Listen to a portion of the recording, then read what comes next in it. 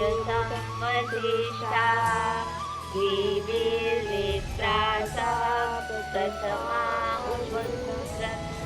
विवर्तयन्ती रजसी समन्ता विष्णवती भुवनानि विश्वा ॐ स्वाहा।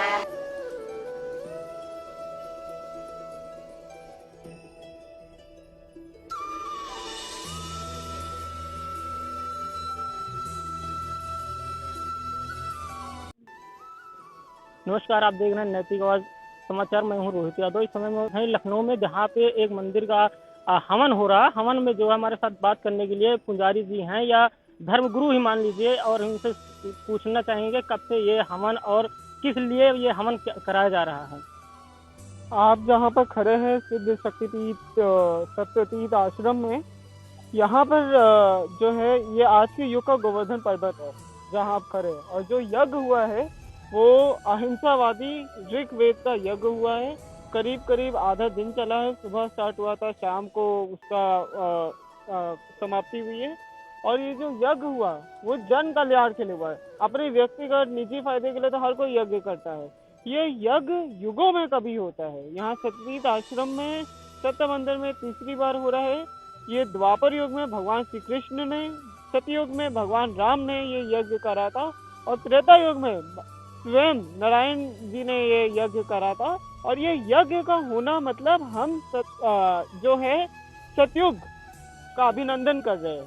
घोर कलयुग चल रहा है, हिंसा हर ओर है, हर ओर गुनाह बढ़ रहा है, हर ओर किसी को दर्द दिया जा रहा है। तो इस यज्ञ का सबसे बड़ा और सबसे प्रथम उद्देश्य यही था कि जन कल्याण और जन हित करना, सबसे पहला यही था।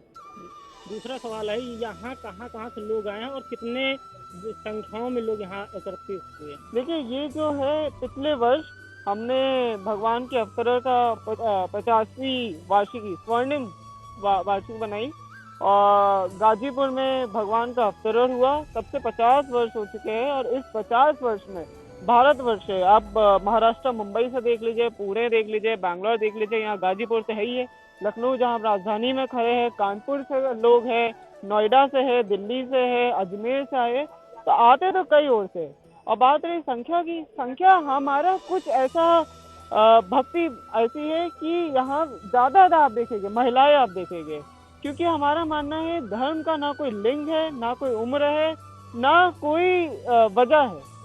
धर्म का ना कोई परिभाषा है। भगवान ने कहा सब धर्मों को छोड़कर तुम मेरे ओर आ जाओ। और यही यज्ञ का यही उद्देश्य था कि भगवत प्राप्ति करना। और जैसे कई संस्थान या धर्म चलाते हैं, अलग अलग लोग अलग अलग भगवानों को मानते हैं, लेकिन ये जो भगवान है श्री कृष्ण, इनको क्यों आप मान रहे हैं और लोगों को क्यों नहीं? देखिए, हम मानते हैं भगवान को। हमारा ये मानना नहीं है भगवान के अलग अलग रूप है, भगवान के अलग अलग पहचान है।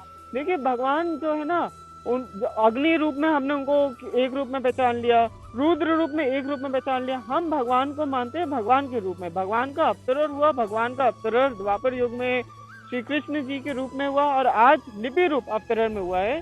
और यहाँ पे सबसे विशेष मैं एक चीज यहाँ बताना होगा कि जब आपने आरंभ करा, आपने बोला कि एक पुजारी या एक गुरु के रूप में, यहाँ पे हर कोई भक्त है। यहाँ पे कोई ऊंच नीच जाति विशेष या धर्म विशेष कार्य नहीं करते हैं। ना हम कोई विशेष भगवान को कहते हैं कि ये भगवान है और कोई भगवान नहीं है।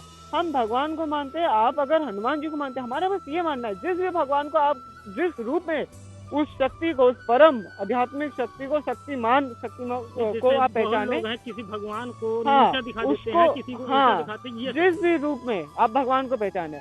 आप मान लीजिए आप भगवान शंकर के भक्त है, मैं भगवान श्री कृष्ण का, लेकिन जिस भी रूप में आप भगवान को पहचाने ना, उनकी जो बातें हैं, उन्होंने जो बातें बताई है, उन्होंने जो बातें समझाई है, उनके जो गुण थे वो हम पहले उतारे।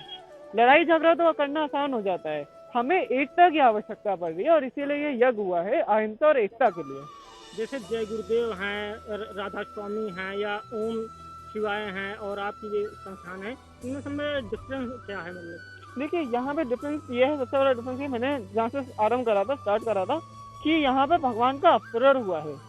जहाँ आप खड़े, लिपि रूप में भगवान ने वो अवतार लिया है जो हम सबके समझ में आता है। भगवान ने जब भगवत गीता का उपदेश हमें दिया था, ज्ञान दिया था, मानवता के लिए था, किसी धर्म विशेष के लिए नहीं।